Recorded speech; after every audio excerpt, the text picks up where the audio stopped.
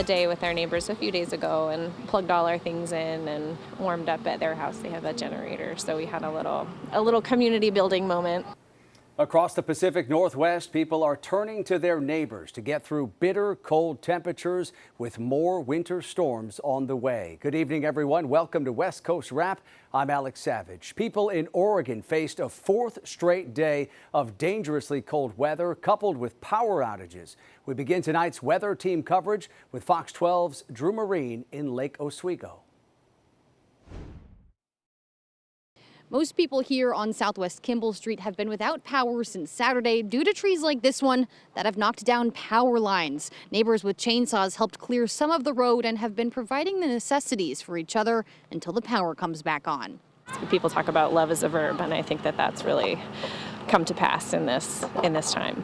Even though Southwest Kimball Street is lined with logs and littered with downed power lines. We had 3 oaks come down in the backyard, big ones that did damage to the roof. We had 2 fir trees come down in the front yards that took down power lines and everything, and that was all on Saturday morning. Neighbors here are counting themselves lucky to have a community like this one, especially as some homes were crushed by trees. And I was watching trees in the distance fall, and I watched this one come over and hit her house. So we ran over right away, and 3 of the other neighbors, we got together and helped her out of the house. She was in shock, of course. And while a crew was pulling a tree out of someone's house, they found most of their other work was done for them. Willie Paul says he and a group of about 10 neighbors with chainsaws took it upon themselves to get some of the road cleared on Sunday. Power companies, tree companies, they're all stressed to the max right now. So you really have to rely on community involvement to get these kind of things done, and this community chimed in. It was awesome. It's day 4 without power on this street, but the people who have generators are sharing the wealth and the warmth. But they do have a gas water heater, and so they're offering up showers, which was really nice. I got a shower this morning. We spent a day with our neighbors a few days ago and plugged all our things in and warmed up at their house. They have a generator, so we had a little community building moment. They're not sure when they'll get their power back on, so in the meantime, they're taking advantage of the snow day.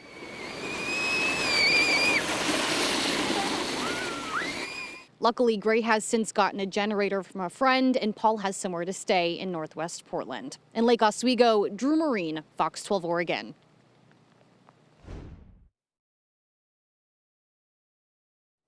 And these new storms hitting the West Coast are bringing rain back to Northern California. Here is a live look tonight at the Golden Gate Bridge, and you can see the roadways are wet. And from this shot, we can see the rain is really coming down tonight, making for dangerous driving conditions there in the Bay Area.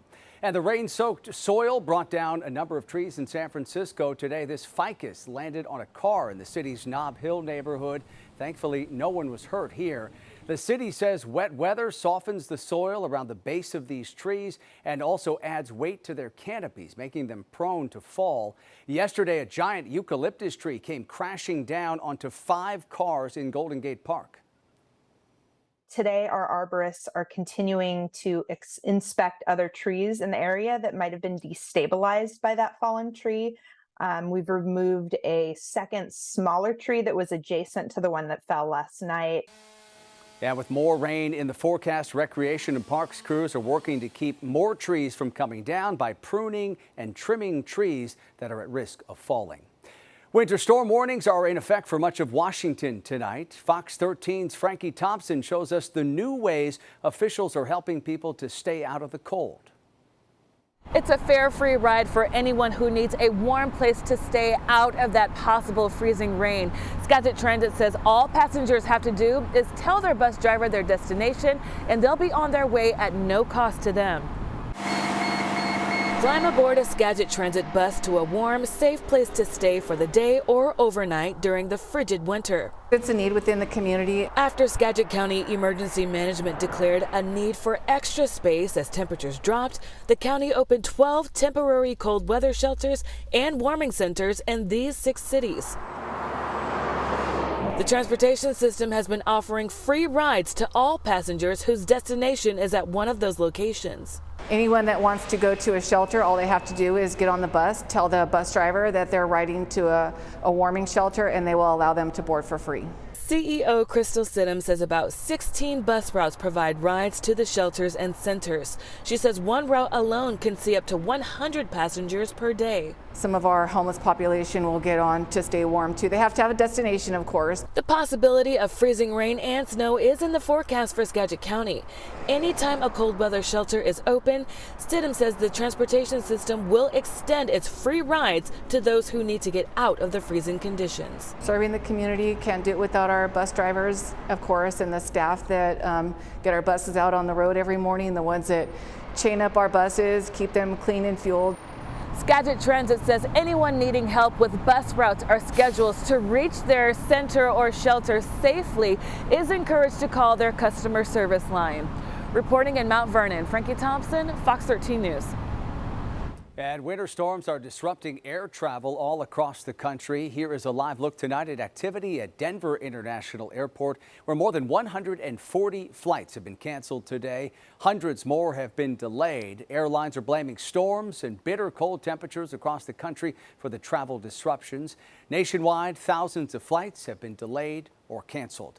KTVU meteorologist Mark Tamayo continues our weather team coverage tonight. He is tracking a series of storms all lined up off the West Coast. Mark? Yeah, Alex, it will be a pretty active week headed our way across parts of the West Coast. We've been talking a lot about the chill up in the Pacific Northwest, and they are dealing with this freezing rain. So you can see the overall profile here of the atmosphere. You have the warm air and a thin layer of cold air, and with that you have the freezing rain that definitely is causing some problems, especially right around Portland. So you can take a look at the current numbers out there across the country, and we'll take a look at the Pacific Northwest right now. Look at these numbers. Right now, Portland, 25 degrees, up towards Spokane, 16 degrees. And as we show you this, we actually have an ice storm warning for all of these areas right now until 4 o'clock tomorrow morning. So that'll be the key concern with the ice storm, at least the potential with the freezing rain.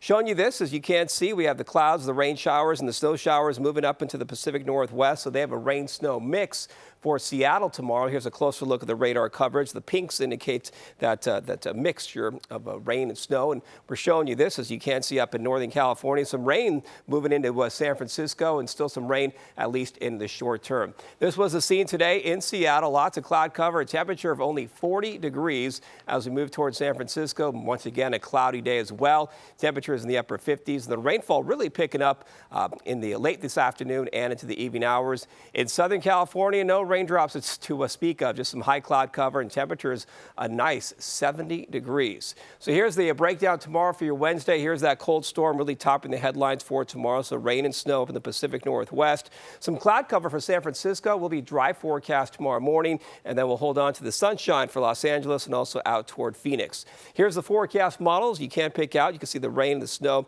really focused up in the north of Pacific Northwest. San Francisco, just some clouds out there, decreasing into the afternoon hours. That's for your Wednesday and into Thursday. So once again, the main action is focused up here, but then as we head toward Friday, we will begin to bump up those rain chances for the San Francisco Bay Area as that rain does move to the south, and multiple storms could move in by Friday and into portions of the weekend. So over the next 3 days, the cool, chilly pattern continues. Seattle, 39 degrees for Wednesday. San Francisco, some clouds in the morning. It looks like another rain cloud making a comeback by Friday. If you want the mild conditions, it's showing up as well down towards Southern California with 60s to right around 70 degrees. This forecast spans everything from the ice storm warning in Portland to temperatures in the lower 70s in Phoenix for tomorrow afternoon. Alex. All right, Mark, thank you.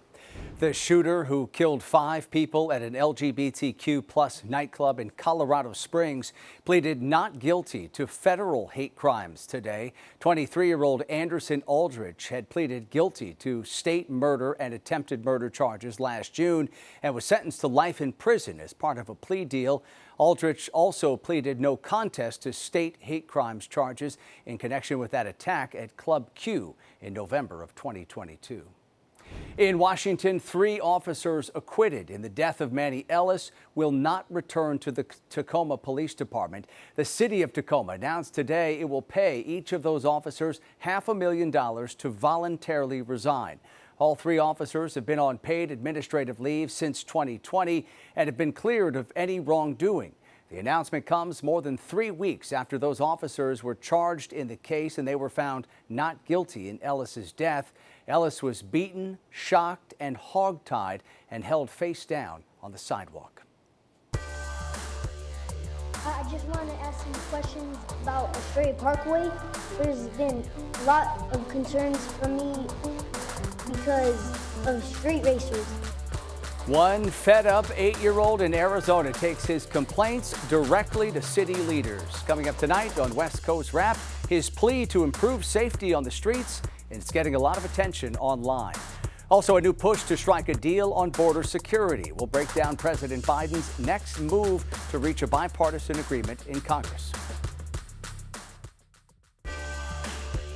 A meeting between President Biden and congressional leaders tomorrow could lead to a new agreement on border security. The president has invited congressional leaders to the White House to discuss his $110 billion request to address issues at the border and also provide wartime aid to Ukraine and Israel. White House officials have been involved in these negotiations for weeks now, and now the president is also getting involved. While the president is having this really important meeting tomorrow, negotiations on a bipartisan agreement on the border, as it includes funding and policy, are still ongoing.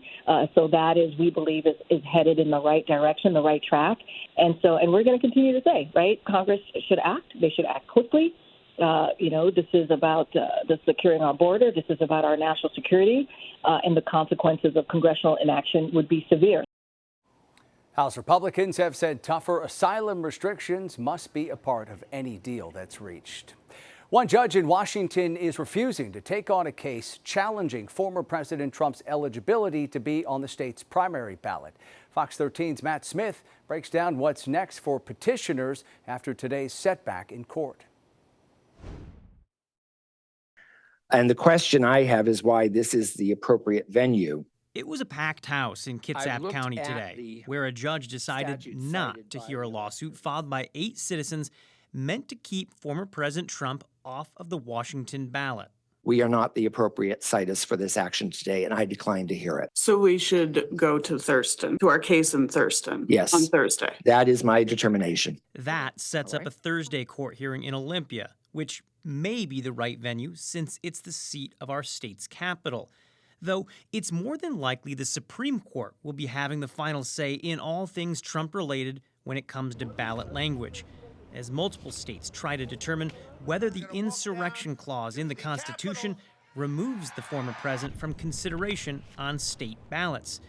But there's also newly filed legislation that could give the Secretary of State's office new powers, a process to determine if someone meets the legal requirements to take the position that they're running for. There is no one kind of at the state level ensuring that I meet the federal qualifications, i.e. when I step up and I win this office and I take the oath of office, that I'm actually able to uphold the United States Constitution as part of that oath. That has a lot of people asking if this is about Trump. Representative Reeves tells Fox 13 the timing on this law just wouldn't fit.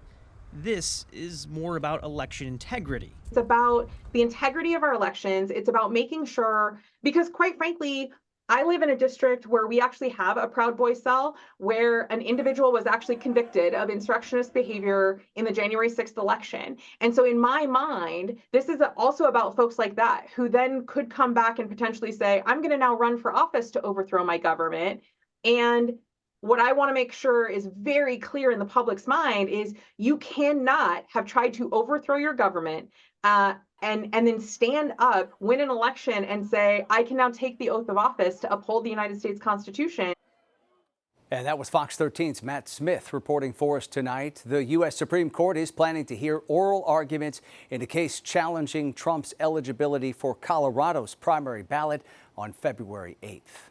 Former President Trump will be campaigning here in the West later this month. He announced plans today to speak at the Arizona GOP's Freedom Fest.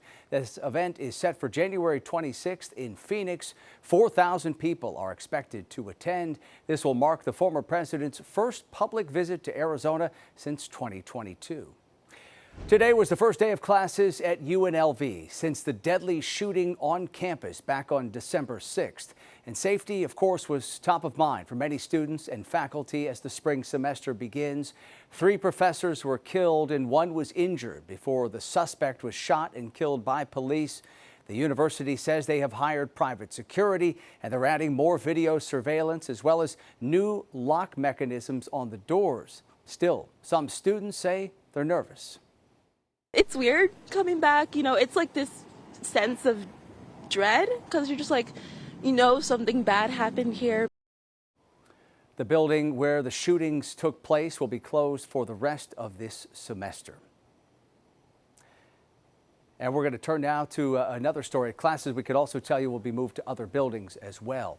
For the second time in the past 2 weeks, a Southern California cemetery has been targeted by thieves who have vandalized gravestones. As Fox 11's Coco McAvoy reports, relatives returned today to visit their loved ones' graves. The investigation continues after this heinous crime, and people have been coming to the cemetery this morning to check on their loved ones' graves. And take a look at this. A large plaque used to sit right here. It was honoring World War II black veterans and was donated by famous boxer Joe Louis in the 40s. Now it is gone.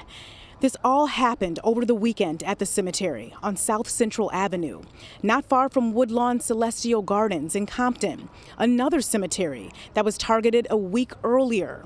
At Lincoln Memorial Park, about 100 bronze nameplates were pried off of mausoleum graves. Authorities believe the thieves are after anything bronze to pawn off to resellers or recycling companies. To the recyclers out there, if somebody brings you this metal, do not accept it. And if you can get their information, please submit that to the local law enforcement. Lincoln Memorial Park was one of the first integrated cemeteries in LA County and one of the only places where black veterans could be buried decades ago. A woman who has 3 loved ones buried here rushed to come check on their graves. I came up here because I was kind of scared and stuff, and I was crying, because I haven't been able to see my mom and my 2 kids, and I'm saying to myself, oh my God, I hope nobody mess with their grave or their plots and stuff, because that's scary. Who would do that? That's the devil. So something just told me no. Just go and stuff. You could be late for work, just get up there and go see what's going on. No arrests have been reported, and anyone with information is asked to contact the LA County Sheriff's Department. I'm Coco McAvoy, Fox 11 News. A federal judge has blocked a high-profile merger between 2 low-cost airlines. The Justice Department sued to stop JetBlue's planned $3.8 billion purchase of rival Spirit Airlines. The judge agreed the deal would eliminate a competitor important to price-conscious travelers. Justice officials argued that removing Spirit as a rival would free JetBlue to raise prices by as much as 30%. JetBlue is the country's 6th largest carrier, while Spirit ranks 7th. And shares in Spirit Airlines fell 47% today. Overall, stocks were lower on Wall Street. The Dow slumped 231 points, about 0.5%. The Nasdaq lost 28 points, and the S&P fell by 17 points. The pier at San Diego's Ocean Beach could be demolished soon. A notice about the city's application to demolish the aging structure was posted on its gate. City leaders have been moving toward a long-discussed project to replace the 57-year-old pier with a newer structure. It's been closed since October because of damage that was done by strong storms.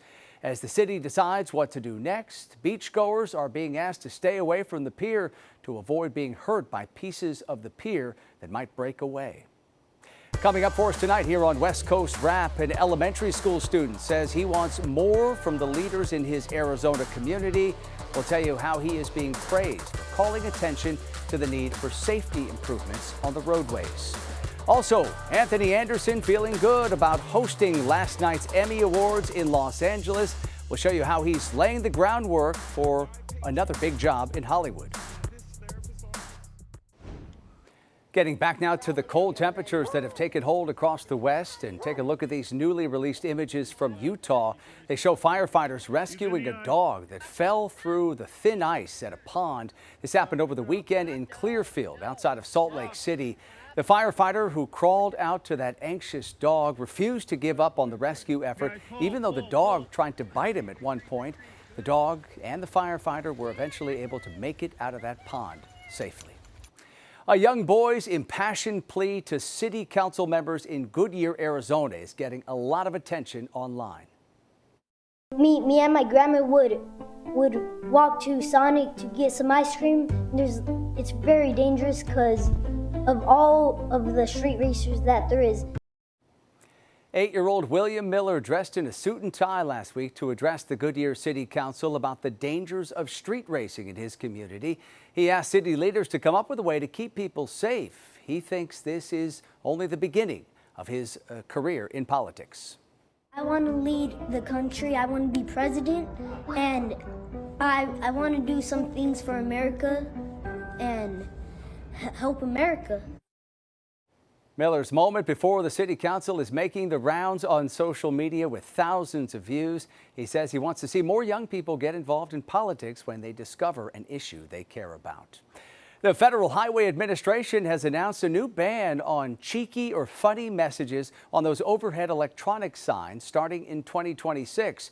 Signs that reference pop culture or are meant to be funny will no longer be allowed on national roads. The feds say those signs can be distracting or misunderstood. Some drivers, though, say they like them, adding the signs catch their attention and help them stay informed. New guidelines indicate signs should only be used for important information like warning drivers about crashes, adverse weather, and traffic delays.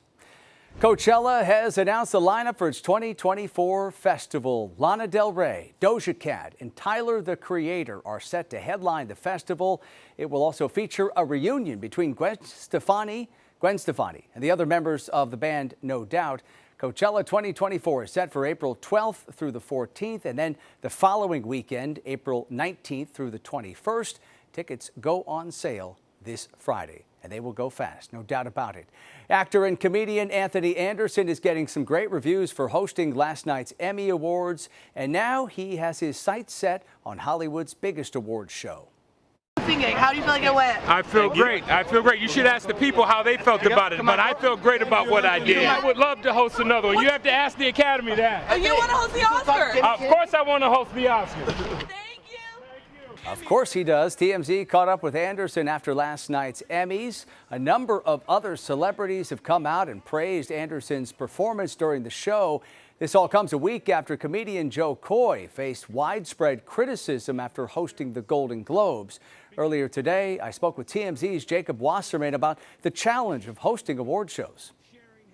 While you might think, oh, it's the Oscars, everyone would want to host it, that's not really the case. We've actually spoken with a number of comedians and hosts who say that they don't really want to host the Oscars because, frankly, it's a tough gig. You have so many eyeballs on you. And if you're a raunchy comedian, you can't really give the same type of material that you would give in a nightclub. So it's a little bit hard of a line to toe, but Anthony's up for the challenge. Late night talk show host Jimmy Kimmel has already been tapped to host this year's Oscars in March. The Academy of Motion Picture Arts and Sciences has not said anything just yet about plans for next year's show. That does it for West Coast Wrap tonight. We appreciate you watching. Have a great night. We'll see you back here tomorrow night.